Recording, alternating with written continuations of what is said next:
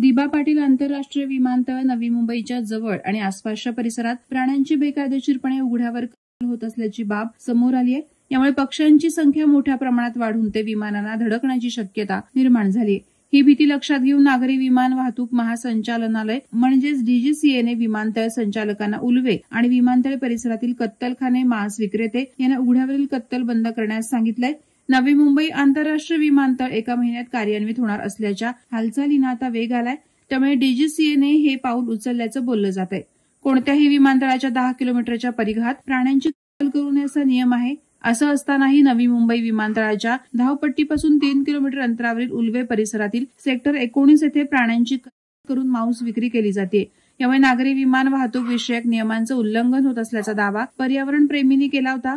विमानतळाच्या धावपट्टीपासून 3 किलोमीटर अंतरावर असलेल्या उल्वे परिसरात शेळ्या आणि कोंबड्यांच्या होणाऱ्या कत्तलीची तक्रार नॅट कनेक्ट फाउंडेशनचे संचालक BN कुमार यांनी 24 फेब्रुवारी रोजी पंतप्रधानांच्या सार्वजनिक तक्रार पोर्टलद्वारे डीजीसीएकडे केली होती। हे विमान नियमांचं उल्लंघन आहे, ज्यामध्ये कोणत्याही विमानतळाच्या 10 किलोमीटरच्या परिघात प्राण्यांची कत्तल होऊ नये असं कुमार यांनी त्यांच्या तक्रारीत नमूद केलंय। नॅट कनेक्टच्या तक्रारीला उत्तर देताना डीजीसीएचे संचालक अमित गुप्ता यांनी एरोड्रोम ऑपरेटरला एरोड्रोमच्या परिसरात पक्ष्यांच्या हालचालींना आकर्षित करणाऱ्या प्राण्यांच्या सह सर्व प्रक्रिया थांबवण्यासाठी पावले उचलण्यास सांगितले आहे। वादळवारा लाईव्हसाठी न्यूज ब्युरो, नवी मुंबई। नवी मुंबई व रायगड जिल्ह्यातील ताज्या बातम्या आणि घडामोडींसाठी सबस्क्राईब करा वादळवारा लाईव्ह चॅनल आणि दाबा बेल आयकॉन।